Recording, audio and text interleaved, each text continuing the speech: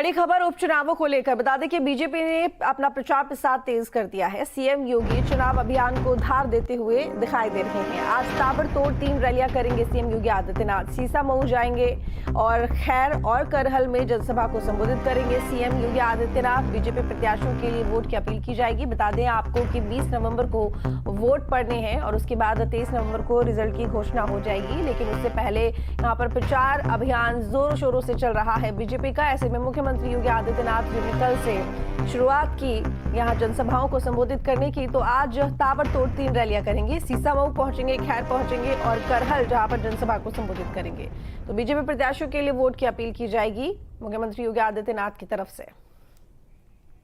कानपुर से हमारे साथ में अनिल जुड़े हुए ज्यादा जानकारी के साथ में। अनिल, क्योंकि मुख्यमंत्री योगी आदित्यनाथ की आज ताबड़तोड़ 3 रैलियां हैं, ऐसे में वो सीसामऊ भी पहुंचने वाले हैं। क्या कुछ जानकारी उनके कार्यक्रम को लेकर, कब तक पहुंचेंगे, क्या तैयारियां की गई है? बता दो कि उत्तर प्रदेश में उपचुनाव हो रहे, उपचुनाव को लेकर कानपुर में भी उपचुनाव है। कानपुर सीतामऊ विधानसभा सबसे हॉट सीट विधानसभा सीट है। और बता दें कि यहाँ से इरफान सोलंकी विधायक हुआ करते थे, लेकिन एक महिला के घर के आगजनी के मामले में उनको एमपी एमएलए कोर्ट से सजा सुनाई, जिसमें 7 साल के लिए सभी सजा सुनाई गई है। आपको बता दें कि जिससे चलते इनकी जो विधानसभा सदस्यता है वो चली गई है। आपको बता दें कि उसके बाद समाजवादी पार्टी ने इनकी पत्नी यासीन सोलंकी को यहाँ से टिकट दिया। और भाजपा की बात करें तो भाजपा ने सुरेश अवस्थी को टिकट दिया है। आपको बता दें कि जो योगी आदित्यनाथ है आज कानपुर लगभग 3:50 तक कानपुर आ जाएंगे और पांडू नगर ITI में उनका हेलीपैड बना हुआ है, वहां से वो जनसभा के लिए कानपुर के जो गुमती में जो पैनल बना हुआ वहां पहुंचेंगे। वहां जाकर जनसभा को संबोधित करेंगे। आप बता दें कि यहाँ से इसलिए और कही जा रही है क्योंकि लगातार यहाँ पर इरफान सोलंकी के पिता भी 2 बार यहाँ से विधायक रहे और इरफान सोलंकी लगातार 3 बार विधायक रहे हैं। तो कहीं ना कहीं बीजेपी के प्रत्याशी यहाँ से हारते रहे हैं। तो कहीं ना कहीं जिस हिसाब से लगातार बीजेपी लगभग पिछले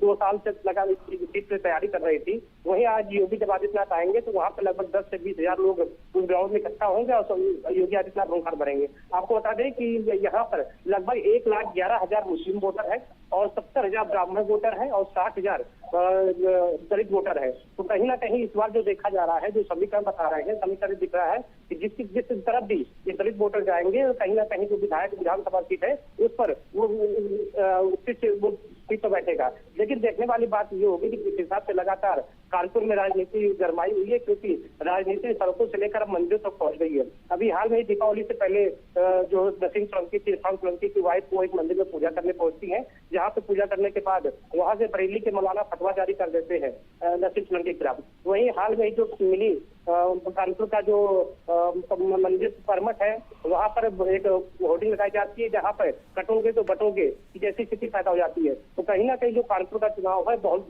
दिलचस्प होने वाला है। लेकिन देखने वाला बात ये होगी कि जो जनता है, जनता किसको अपना उम्मीदवार बना के विधानसभा के लिए बैठाती है। जी बिल्कुल अनिल, लेकिन क्योंकि अभी आप यहाँ पर जातिगत समीकरण की बात कर रहे थे, आपने लीडिंग वोटर्स की बात करी। अगर ये देखें हम कि यहाँ पर जो निर्णायक भूमिका में रहने वाले वोटर्स हैं, तो कौन सी जाति के वोटर्स यहाँ पर निर्णायक भूमिका में रहने वाले हैं?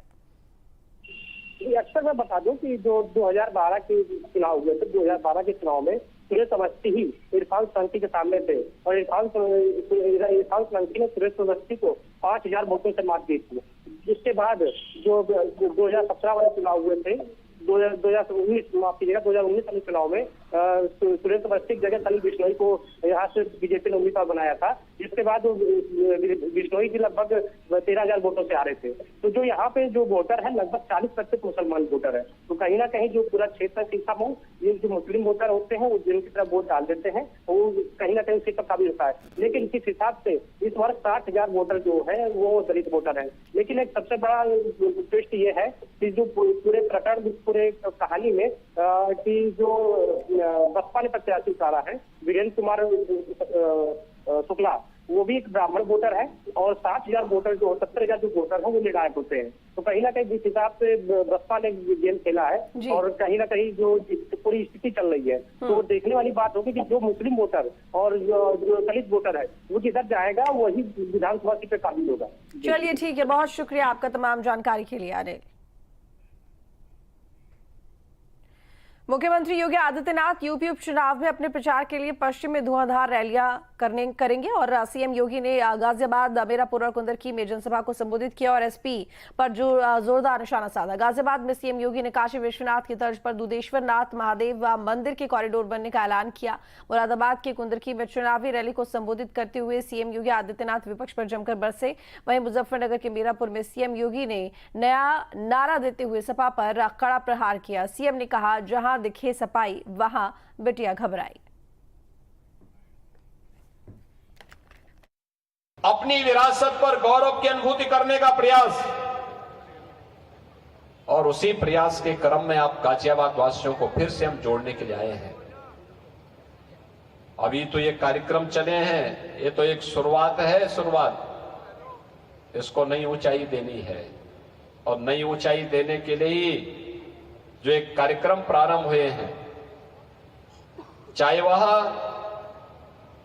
बाबा दुग्धेश्वर नाथ मंदिर कॉरिडोर के निर्माण का कार्यक्रम हो या फिर गाजियाबाद में भी एम्स का कोई सैटेलाइट सेंटर हो। एम्स जैसी फैसिलिटी गाजियाबाद और पश्चिमी उत्तर प्रदेश वासियों को प्राप्त हो, इस कार्यक्रम को आगे बढ़ाने के लिए इसके लिए आवश्यक है कि भारतीय जनता पार्टी का विधायक गाजियाबाद वाली इस सीट पर फिर से बन करके जाए।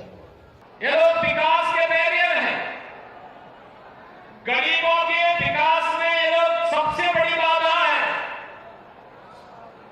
गरीबों का अन्न हजम करने वाले लोग हैं, विकास की योजनाओं को डकारने वाले लोग हैं, बेरोजगार नौजवान के रोजगार को हड़पने वाले लोग हैं। पहले तो जब भर्ती निकलती थी तो भर्ती में सिपाही की सूची होती थी। अब बहनों और भाइयों, सिपाही की सूची नहीं चलती है। अब तो उत्तर प्रदेश के 25 करोड़ नौजवान, 25 करोड़ की आबादी का कोई भी नौजवान हो, बिना भेदभाव के मेरिट के आधार पर उसको नौकरी मिलती है। मेरिट के आधार पर नौकरी मिलती है। अक्सर मैं देखता हूं, मैं एक बार इसी मुजफ्फरनगर की तरफ में आया था। मुझे यहां पर एक कार्यकर्ता उस समय बोल रहा था, मैं यहां भाषण कर रहा था, तब तक पब्लिक के बीच से नारा आ रहा था। वो कह रहा था, जिस गाड़ी पर सपा का झंडा, समझो बैठा है कोई।